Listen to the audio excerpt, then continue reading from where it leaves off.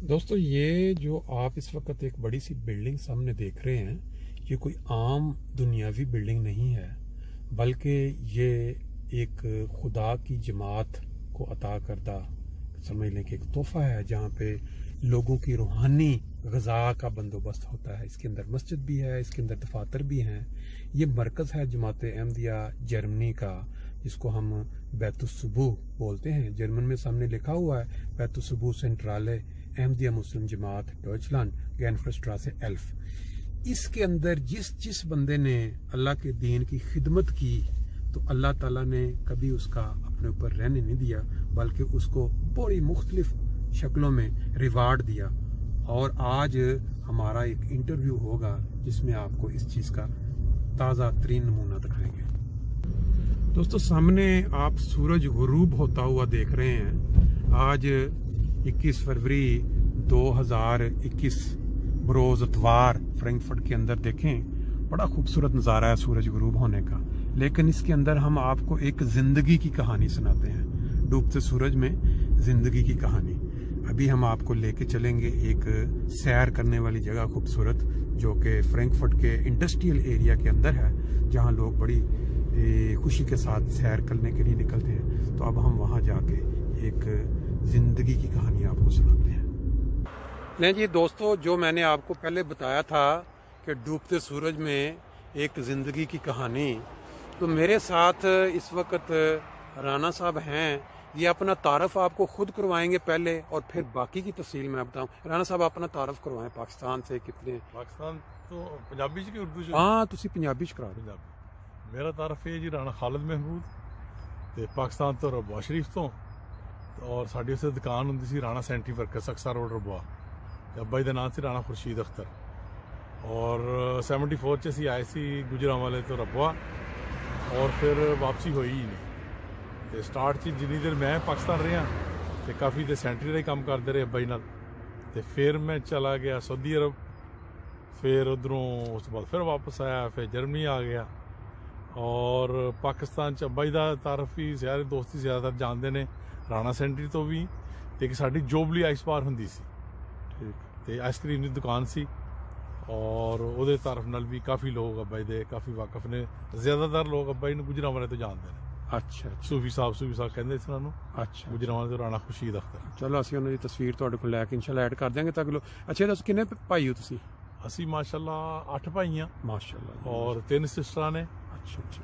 और जिन्हों के विचों 5 भाई असी इत्थे हाँ जर्मनी, और एक भाई जड़ा छोटा नासर स्विट्जरलैंड होंदा। अच्छा। ते सिस्टर जड़ियां ने तिन्ने वो इत्थे ही ने। अच्छा अच्छा जर्मनी में। नहीं जी दोस्तों, ये आपने भी तारफ़ सुना खालिद साहब का। बैक पे आप फ्रैंकफर्ट कालबाख जो इलाका है इसकी खूबसूरती भी देख रहे हैं।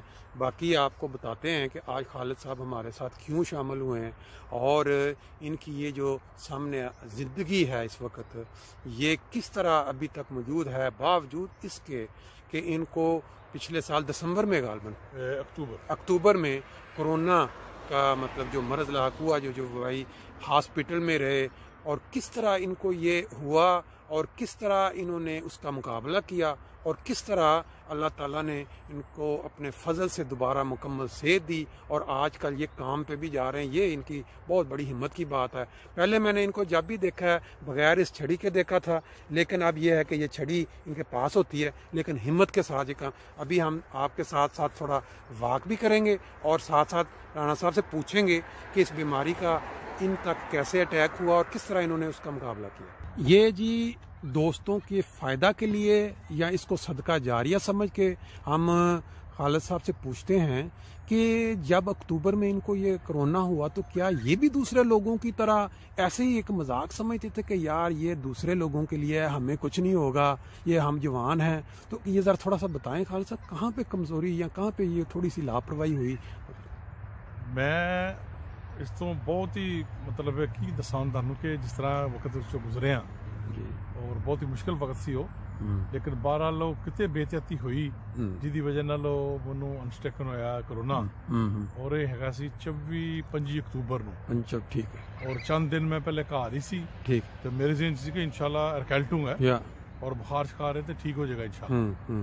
ਲੇਕਿਨ ਉਹ ਖਰਾਬ ਹੁੰਦਾ ਜ਼ਿਆਦਾ ਹੀ ਬਹੁਤ ਜ਼ਿਆਦਾ ਖਰਾਬ ਹੋ ਗਿਆ। ਪਹਿਲੀਆਂ ਅਲਾਮਤਾਂ ਦੇ ਵਿੱਚ ਤੁਹਾਨੂੰ ਬੁਖਾਰ ਦੇ ਬਾਅਦ ਜ਼ਾਇਕਾ ਖਤਮ ਹੋਣਾ ਔਰ ਬੁਖਾਰ ਨਾਲ ਦਰਦ ਹੋਣੀ, ਇਹ ਸਾਰੀਆਂ ਅਲਾਮਤਾਂ? ਇਹ ਆਹਿਸਤਾ ਜਿਹੜਾ ਸੀ ਨਾ, ਪਹਿਲੋਂ ਖੁਸ਼ਬੂ ਆਣੀ ਬੰਦ ਹੋ ਗਈ। ਖੁਸ਼ਬੂ, ਠੀਕ ਹੈ, ਖੁਸ਼ਬੂ ਨਹੀਂ ਸੀ। ਠੀਕ। ਫਿਰ ਖਾਣਾ ਸੀ, ਜੇ ਤੁਸੀਂ ਖਾਣਾ ਖਾ ਰਹੇ ਹੋ ਨਮਕੀਨ ਚੀਜ਼, ਠੀਕ ਹੈ, ਉਹ ਇਸ ਤਰ੍ਹਾਂ ਲੱਗਦੀ ਸੀ ਲੂਣ ਹੀ ਖਾ ਰਹੇ। ਅੱਛਾ, ਬਹੁਤ ਜ਼ਿਆਦਾ। ਅੱਛਾ। ਫਿਰ ਜਿਹੜਾ ਚੀਨੀ ਵਾਲੀ ਚੀਜ਼ ਸੀ, ਉਹ ਚੀਨੀ ਲੱਗਦੀ ਸੀ ਬਹੁਤ ਚੀਨੀ ਖਾ ਰਹੇ, ਤੇਜ਼, ਯਾਨੀ ਉਹਦਾ ਹਿੱਸ ਬਹੁਤ ਤੇਜ਼ ਹੋ ਗਈ। ਬਹੁਤ ਤੇਜ਼। ਠੀਕ ਹੈ, ਠੀਕ ਹੈ। ਔਰ ਜਿਹੜਾ ਮੇਨ ਮੈਨੂੰ ਪ੍ਰੋਬਲਮ ਹੋਇਆ ਕਿ ਮੈਨੂੰ ਆਕਸੀਜਨ ਲੈਣ ਚ ਨਾ ਤਕਲੀਫ ਵੱਧਦੀ ਇੱਕਦਮ ਬਹੁਤ ਜ਼ਿਆਦਾ ਵੱਧ ਗਈ। ਇਹ ਘਰ ਦੇ ਵਿੱਚ ਹੀ ਤੁਹਾਨੂੰ? ਲੇਕਿਨ ਤੁਹਾਨੂੰ ਉਸ ਟਾਈਮ ਤਾਂ ਸ਼ੱਕ ਨਹੀਂ ਸੀ ਪਿਆ ਜੇ ਕਿ ਕਰੋਨਾ ਹੋ ਸਕਦਾ? ਨਹੀਂ, ਉਸ ਟਾਈਮ ਤਾਂ ਕੋਈ ਸ਼ੱਕ ਨਹੀਂ ਸੀ। ਅੱਛਾ। ਲੇਕਿਨ ਜਦੋਂ ਮੇਰਾ ਚੇਸਟਾ ਇਹਦੇ ਚ ਫਰਕ ਪਿਆ ਨਾ, ਮੈਨੂੰ ਡਰ ਲੱਗਿਆ ਫਿਰ, ਕਿਉਂਕਿ ਲੋਕਾਂ ਦੀਆਂ ਸੁਣੀਆਂ ਗੱਲਾਂ ਤੋਂ ਪਤਾ ਲੱਗਦਾ। ਮੈਂ ਕਿਹਾ ਕੋਈ ਨਾ ਕੋਈ ਮਸਲਾ ਹੋ ਗਿਆ। ਠੀਕ ਹੈ। ਤੇ ਫਿਰ ਮੈਂ ਫੋਨ ਕੀਤਾ ਉਹਨੂੰ, ਨੋਟ ਆਰਟਸ ਨੂੰ। ਉਹ ਘਰ ਆਇਆ। ਅੱਛਾ। ਉਹਨੇ ਆ ਕੇ ਮੇਰੇ ਉਹ ਵਰਤੇ ਜਿਹੜੇ ਸੀ, ਉਹਨੇ ਮੈਸੇਜ ਵਗੈਰਾ ਕੀਤੇ ਕਿ ਜਿਹੜਾ ਆਕਸੀਜਨ ਦਾ ਮਸਲਾ ਹੈ, ਉਹ ਕਹਿੰਦਾ ਹੈ ਬਹੁਤ ਖਤਰਨਾਕ ਪੋਜੀਸ਼ਨ ਹੋ ਗਈ ਹੈ। ਅੱਛਾ। ਤੁਹਾਡੇ ਕੋਲ ਸਿਰਫ 2% ਨੇ ਹੁਣ। ਅੱਛਾ। ਤੇ ਇਸ ਦੀ ਵਜ੍ਹਾ ਤੋਂ ਤੁਸੀਂ ਫੌਰੀ ਤੌਰ ਤੇ, ਹੁਣ ਤੁਹਾਨੂੰ ਕਰੰਕਨ ਵਾਗਰ ਮੈਂ ਫੋਨ ਕਰ ਦਿੰਦਾ, ਉਹ ਆ ਜਾਂਦੀ, ਤੁਹਾਨੂੰ ਫੌਰੀ ਤੌਰ ਤੇ ਹਸਪੀਟਲ ਲੈ ਜਾਓ। ਉਹ ਨੋਟ ਆਰਟਸ ਦਾ ਮਤਲਬ ਇੱਥੇ ਜਰਮਨ ਚ ਕਿਹਾ ਜਾਂਦਾ ਹੈ ਜਿਹੜਾ ਐਮਰਜੈਂਸੀ ਡਾਕਟਰ, ਔਰ ਕਰੰਕਨ ਵਾਗਨ ਹੁੰਦੀ ਹੈ ਜਿਹੜੀ ਸਾਡੀ ਐਂਬੂਲੈਂਸ ਜਿਹਨੂੰ ਕਹਿੰਦੇ ਹੋ, ਉਹਨੂੰ ਉਹਨੇ ਕਾਲ ਕੀਤੀ, ਉਹਨੇ ਕਿਹਾ ਜੀ ਤੁਹਾਨੂੰ ਆ ਕੇ ਫੌਰੀ तौर पे ला जाएगा। क्योंकि ज़िंदगी की कहानी हम सुन रहे हैं तो पीछे आप बैक भी देख रहे हैं कि बच्चे अपने अपने मालदैन के साथ शाम को एंजॉय करने के लिए निकले हुए हैं बाहर पार्क में और झूले ले रहे हैं, और साथ हम अपना राना साहब की बातें भी सुन रहे हैं कि अच्छा राना साहब ये बताएं कि फिर जब वो आपको हॉस्पिटल ले गए तो हॉस्पिटल के अंदर जाने के बाद उन्होंने किस तरह आपको ट्रीटमेंट शुरू की, जर्मनी हॉस्पिटल की थोड़ी सी आप उदार बताएं। जो मैं हस्पताल गया ही जी ਤੇ ਜਾ ਕੇ ਉਹਨਾਂ ਨੇ ਫੌਰੀ ਤੌਰ ਤੇ ਮੈਨੂੰ ਉਹਨਾਂ ਨੇ ਪਹਿਲੇ ਟੈਸਟ ਕੀਤੇ। ਅੱਛਾ। Corona test. ਠੀਕ। ਉਹਨਾਂ ਕੋਲ ਐਮਰਜੈਂਸੀ ਕੋਈ ਐਸੇ ਇੰਤਜ਼ਾਮ ਹੈ ਨੇ ਕਿ ਜਿਹਦੇ ਚ ਉਹਨਾਂ ਨੂੰ ਪਤਾ ਲੱਗ ਜਾਂਦਾ ਹੈ ਕਿ ਇਸ ਬੰਦੇ ਨੂੰ ਕਰੋਨਾ ਹੋ ਗਿਆ। ਠੀਕ। ਤੇ ਉਸ ਤੋਂ ਪਹਿਲੇ ਮੈਂ ਨਾਰਮਲ ਕਮਰੇ 'ਚ ਸੀ। ਠੀਕ।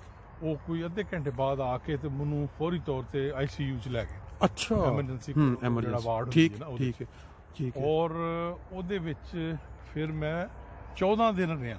14 ਦਿਨ ਤੁਸੀਂ ਉੱਥੇ ਰਹੇ? 14 ਦਿਨ ਰਿਹਾ। ਮੈਨੂੰ ਉਹਦੇ ਚ ਕੋਈ ਪਤਾ ਨਹੀਂ ਰਾਤ ਕਦੋਂ ਹੋਈ, ਦਿਨ ਕਦੋਂ ਚੜਿਆ। ਅੱਛਾ। 15ਵੇਂ ਦਿਨ ਜਾ ਕੇ ਤੇ ਕੁਛ ਮੈਨੂੰ ਹਲਕੀ ਫੁਲਕੀ ਨਾ, ਜਿਸ ਤਰ੍ਹਾਂ ਕੋਈ ਹੋਸ਼ ਆਈ ਕਿ ਯਾਰ ਮੈਂ ਹੈ ਕਿੱਥੇ ਹਾਂ। ਅੱਛਾ। ਔਰ ਉਹ ਬਹੁਤ ਹੀ ਤਕਲੀਫ ਦਾ ਮਸਲਾ ਸੀ। ਅੱਲਾਹ ਤਾਲਾ ਮਾਫ ਕਰੇ, ਦੁਸ਼ਮਣ ਨੂੰ ਵੀ ਨਾ ਇਹ ਦਿਨ ਦਿਖਾਏ ਜਿਹੜਾ ਉਹ ਮੇਰੇ ਨਾਲ ਹੋਇਆ। ਤੁਹਾਨੂੰ ਆਕਸੀਜਨ ਦਾ ਮਸਲਾ ਬਹੁਤ ਵੱਡਾ ਹੋ ਰਿਹਾ ਸੀ? ਵੱਡਾ ਮੇਨ ਪ੍ਰੋਬਲਮ ਇਹ ਸੀ ਮੈਨੂੰ ਆਕਸੀਜਨ ਦਾ ਹੀ, ਕਿ ਉਹ ਸਮਝ ਨਹੀਂ ਸੀ ਆਉਂਦੀ। ਅੱਛਾ। ਤੇ 14 ਦਿਨ ਨੂੰ ਪੇਟ ਦੇ ਬਲ ਲਟਾਈ ਰੱਖਿਆ ਉਹਨੇ। ਅੱਛਾ, ਪੇਟ ਦੇ ਵਜ਼ਨ, ਕਿਉਂਕਿ ਅਸੀਂ ਸੁਣਦੇ ਰਹਿੰਦੇ ਹਾਂ ਕਿ ਇਹੋ ਜਿਹੇ ਮਰਜ਼ 'ਚ ਪੇਟ ਦੇ ਬਲ ਲਟਾਓ ਤੇ ਤੁਹਾਡੇ ਫੇਫੜੇ ਜਿਹੜੇ ਨੇ ਆਸਾਨੀ ਨਾਲ ਕੰਮ ਕਰਦੇ। ਬਿਲਕੁਲ। ਠੀਕ। ਅੱਛਾ। ਔਰ ਉਸ ਦੇ ਬਾਵਜੂਦ ਵੀ ਮੈਨੂੰ ਉਹ ਵੀ ਲਾਉਂਦੇ ਸਨ ਉਹ ਵੈਂਟੀਲੇਟਰ ਜਿਹੜਾ, ਅੱਛਾ, ਜਿਹਦੇ ਨਾਲ ਤੁਹਾਨੂੰ ਸਾਹ ਦਿੰਦੇ, ਪ੍ਰੈਸ ਕਰਕੇ। ਅੱਛਾ, ਉਹ ਵੀ ਲਾਉਣ ਦੀ ਲੋੜ ਪਈ ਹੈ। ਫਿਰ ਉਹ ਇੱਕ ਦਿਨ ਮੈਨੂੰ ਇੰਨਾ ਗੁੱਸਾ ਆਇਆ ਕਿ ਮੈਨੂੰ ਉਹਦੇ 'ਚ ਵੀ ਤਕਲੀਫ ਹੋਏ। ਅੱਛਾ। ਤੇ ਮੈਂ ਲਾ ਕੇ ਵੀ ਸੁੱਟਤਾ। ਅੱਛਾ। ਉਹਦੇ ਵਿੱਚ ਉਹ ਜਦੋਂ ਮੈਂ ਲਾ ਕੇ ਸੁੱਟਿਆ, ਉਹਨੇ ਅਲਾਰਮ ਚੱਲ ਗਏ ਸਾਰੇ। ਅੱਛਾ। ਉਹ ਸਾਰੇ ਡਾਕਟਰ, 3-4 ਡਾਕਟਰ ਆ ਗਏ, ਉਹਨਾਂ ਆ ਕੇ ਮੈਨੂੰ ਕਾਫੀ ਉਹਨਾਂ ਦਬਕੇ ਮਾਰੇ ਕਿ ਤੂੰ ਮਰਨਾ ਚਾਹੁੰਦਾ ਕਿ ਜੀਣਾ ਚਾਹੁੰਦਾ। ਅੱਛਾ। ਜੇ ਤੂੰ ਜੀਣਾ ਫਿਰ ਇਹਨੂੰ ਤੂੰ ਹੱਥ ਨਹੀਂ ਲਾਣਾ। ਅੱਛਾ। ਤੇ ਉਹ ਖੈਰ ਮੇਰੀ ਅੱਛਾ, ਕੋਈ ਦਵਾਈ, ਕੋਈ ਡ੍ਰਿਪ, ਕੋਈ ਐਸੀ ਚੀਜ਼? ਡ੍ਰਿਪਾਂ ਲਾਈਆਂ ਉਹਨਾਂ ਨੇ, ਲੇਕਿਨ ਇਹ ਨਹੀਂ ਪਤਾ ਉਹਦੇ 'ਚ ਕੀ ਦਿੰਦੇ ਰਹੇ। ਅੱਛਾ। ਇਹ ਨਹੀਂ ਪਤਾ ਕਿ ਉਹਦੇ 'ਚ ਕੀ ਦਵਾਈ ਸੀ, ਕੀ ਸੀ? ਮੇਰੇ ਖਿਆਲ 'ਚ ਐਂਟੀਬਾਇਓਟਿਕ ਵਗੈਰਾ ਸੀ। ਅੱਛਾ। ਕਿ ਜਿਹਦੇ 'ਚ ਇਨਸਾਨ ਜਲਦੀ ਆਪਣਾ ਸਿਹਤ ਬਹਾਲ ਹੋ ਜਾਏ। ਠੀਕ ਹੈ। ਲੇਕਿਨ ਉਸ ਦੇ ਬਾਵਜੂਦ ਵੀ ਮਤਲਬ ਆਈਸੀਯੂ 'ਚ 14 ਦਿਨ ਲੱਗ ਗਏ ਮੇਰੇ। ਔਰ ਉਹਨਾਂ 14 ਦਿਨਾਂ ਦੇ ਵਿੱਚ ਮੇਰਾ 20 ਕਿਲੋ ਵਜ਼ਨ ਗਿਆ। 20 ਕਿਲੋ ਵਜ਼ਨ ਘਟਿਆ? ਹਾਂਜੀ। ਅੱਛਾ। ਵੈਸੇ ਕਹਿੰਦੇ ਨੇ ਬਾਜ਼ ਕੰਮਾਂ ਦੇ ਵਿੱਚ ਬਿਹਤਰੀ ਹੁੰਦੀ, ਇਹ ਤੁਹਾਨੂੰ ਬਿਹਤਰੀ ਤਾਂ ਨਹੀਂ ਨਜ਼ਰ ਆ ਰਹੀ ਕਿ ਵਜ਼ਨ ਤੁਹਾਡਾ ਘਟਣ ਨਾਲ? ਮੈਂ ਤੁਹਾਨੂੰ ਸਮਾਰਟ ਦੇਖ ਰਿਹਾ ਔਰ ਤੁਸੀਂ ਵਾਕ ਵੀ ਕਰ ਰਹੇ ਜੇ।